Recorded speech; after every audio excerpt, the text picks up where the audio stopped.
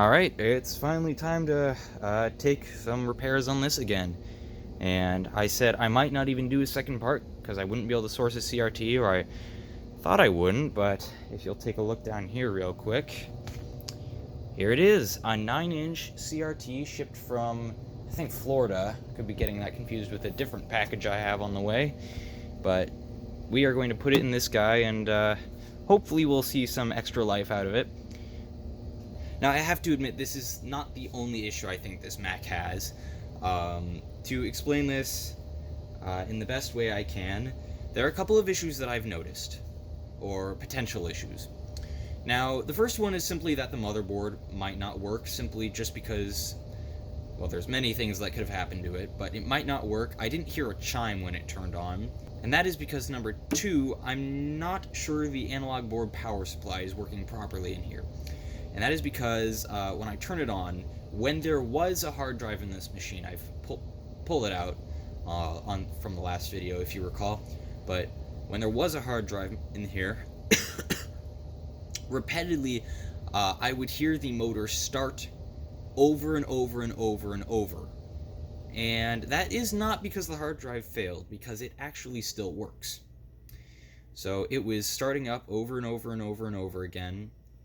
So I think if that CRT isn't the cause of that analog board having issues, we might need to do a recap of the capacitors on that board. Just something I'm not entirely familiar with, but that's okay because I'm not entirely familiar with this guy at all, so it's an adventure, everyone. Now, I gotta go get my supplies for cracking this guy open, but once I do, we are going to install that dang CRT.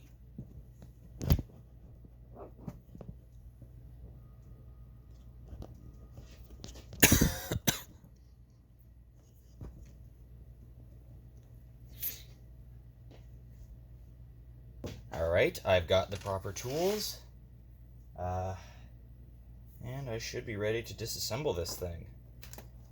Now, a bit of a warning, of course, I'm going to give this in every video I do on this Mac where I open it up. You do want to be careful. I was told I was being a little bit overcautious last time, which, yeah, fair enough, I was. But personally, I'd rather be overcautious because, while my previous statement that this CRT could kill you has been apparently wrong, according to a commenter in my section. They linked an article, and I haven't actually taken the time to read it, but that does give them some credibility. Take the time to read it for yourself if you want to know more, but let's get that in there. It's tricky bugger. But I will say, this probably cannot kill you, but it can give you a pretty nasty zap. So if you want to avoid that, be overcautious like I am, because being shocked with that much, I can imagine, isn't very fun. Alright, so I've got a towel down because I don't want to scratch up the face of this Mac, and I didn't get all the screws out. There's one that's stuck in this top part, but I think I've got it out at least all the way. It's just not, like, actually leaving the hole. So let's struggle with this thing for a moment to get it open. I remember last time was quite a struggle. I spent maybe 2 minutes trying to get it open before I got it, and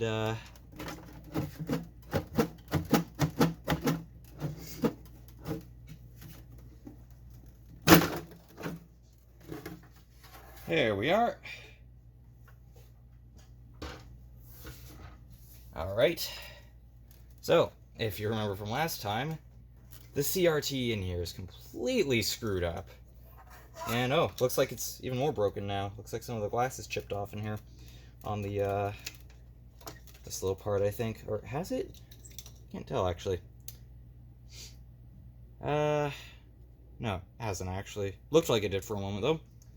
So as you can see, inside the deflection yoke here. By the way, don't touch it normally. This has been discharged for weeks, so it is safe to touch, but don't normally touch it like this, or else you'll get a pretty hearty shock.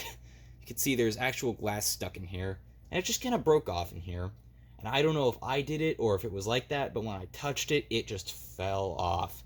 So that was kind of funny. Kind of really explained why it wasn't working properly and why it was making those noises. So I'm going to take this thing off the towel now, because it really screwed with trying to disassemble it last time.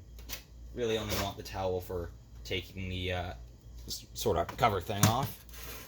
So yeah, I left this thing in a pretty disassembled state. The power's not plugged in. The floppy's plugged in at least. Ooh, there's that at least. Let's see here. Yeah, I unplugged a whole bunch of stuff. But what we got to do here is we got to remove our analog board, which, again, don't touch this without discharging it first. Probably not fun. We got to remove the analog board, and then this little suction cup here, these screws, and then we put the new one in and put the analog back, get this, the analog board back, get the suction cup back in there, which, from what I can tell, is actually a little bit of a tricky process, so that might be interesting. We'll see. So first what I'm going to do is I'm going to get that suction cup off with a flathead screwdriver. Is probably the best way of doing it. Let's get you under there. Just... Alright, let's get him out of there. There we go. Oh, okay, looks like all I have to do is, nasty, is get these little clips in that hole. So that's actually not going to be too bad, I don't think, but might be a little tricky. On a secondary note, look at the black residue this is leaving on my fingers. That's disgusting. Ugh, yuck. Gonna have to wash my hands after this one. Right, so now I'm gonna take out the analog board. I don't know if you can see this, but there's actually only 2 screws holding it in place. So, just gonna... Oh, no, those are Phillips head. Whoops. I forgot this actually does use Phillips heads on the interior. Thought it was all T15s, but no. Apple was like, you can't get in, but if you somehow do, then have at it.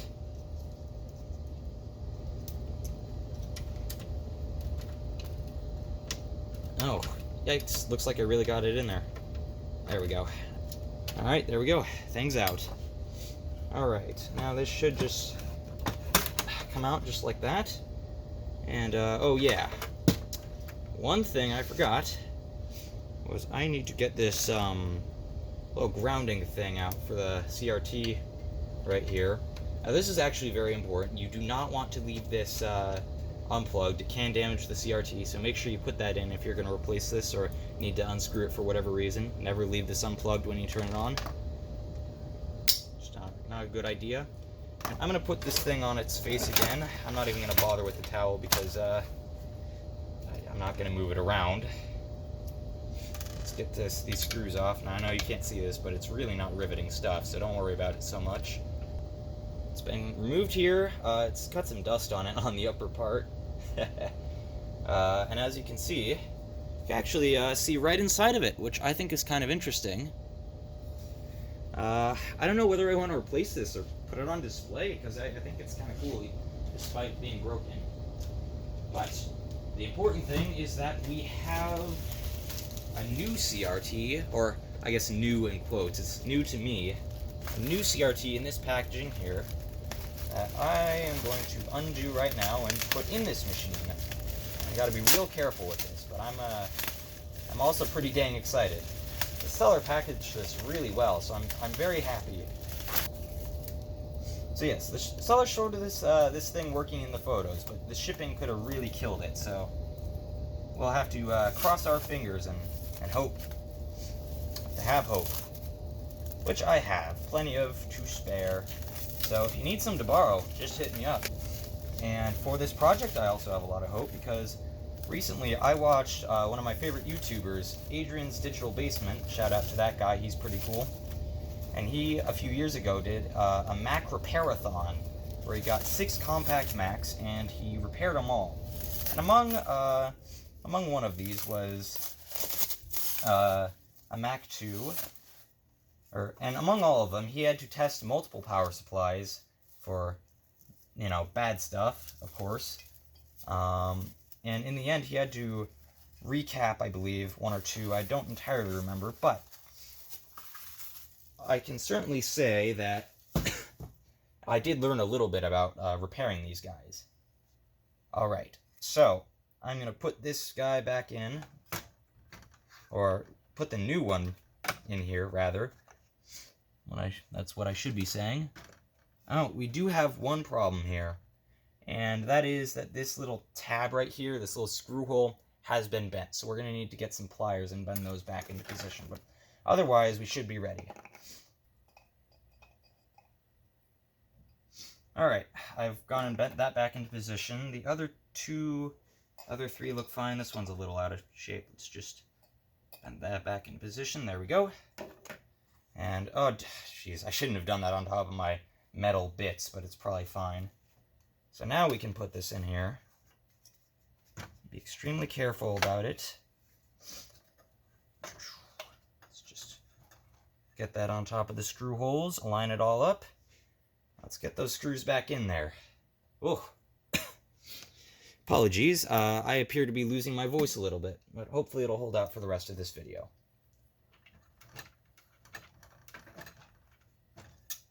Alright, that is 3 of the 4 screws in. And now, ta-da! Here we are. Our CRT, our new one, is installed.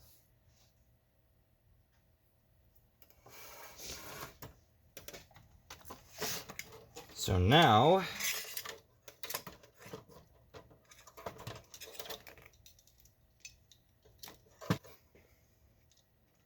okay, finally, I got the CRT plugged in, the grounding cable is here, and tightly fastened.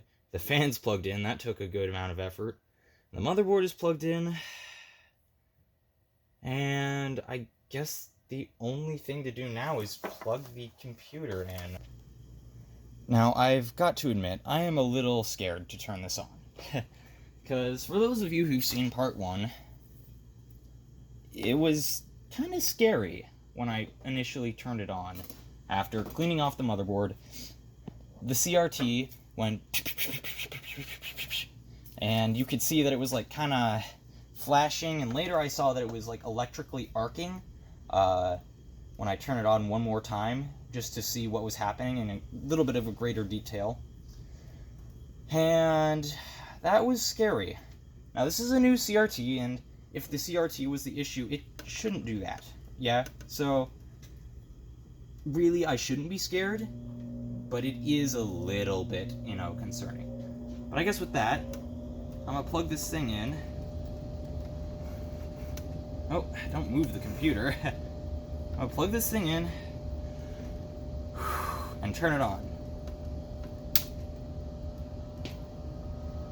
No flashing! Yes! Now there's no display on screen. Oh my goodness, there's a display on screen! Whoa! Holy shit, okay. Oh, that is awesome. Geometry's a little bit off. And yeah, okay, so it's got lines on screen. And I believe I've seen this symptom before.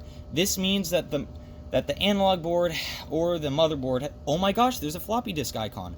The motherboard or the analog board is having issues. That's strange. The floppy disk icon is flashing rather slowly. Either way, I think it would be appropriate to grab a boot disk and see what the heck this thing's about to do. Maybe it actually isn't, but I'm still gonna do it anyways, because...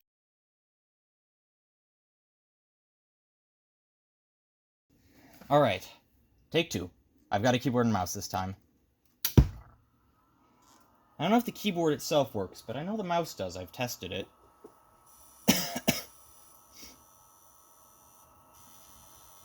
I don't like that noise. It's coming from the speaker, though, so it's not actually an issue. Let's just turn it down. Yeah, welcome to Macintosh. There we are. Do we have a mouse cursor? I don't see one. Do we have a movable mouse cursor during this time? Are we supposed to? Feel like we should. Oh, there's our mouse. It's very faintly there. Yep, here we are. The windows are reopening. Oh, that is so much faster than on my Mac Plus. Now, I know sound doesn't work, but I do at least want to try seeing if I can get the sounds control panel to output anything. So let's just open that up. Nope. In theory, it should, but the sound caps are bad. Anyways, and about this Macintosh, we have 4 megs of RAM, and it sees that's a Mac Classic 2. So, in this case, it's not fully there, but this machine actually does work, which is incredible for sitting on a shelf for at least 10 years, probably 20 or 25. So, I'm going to leave the video off here for now, but we've got 2 problems.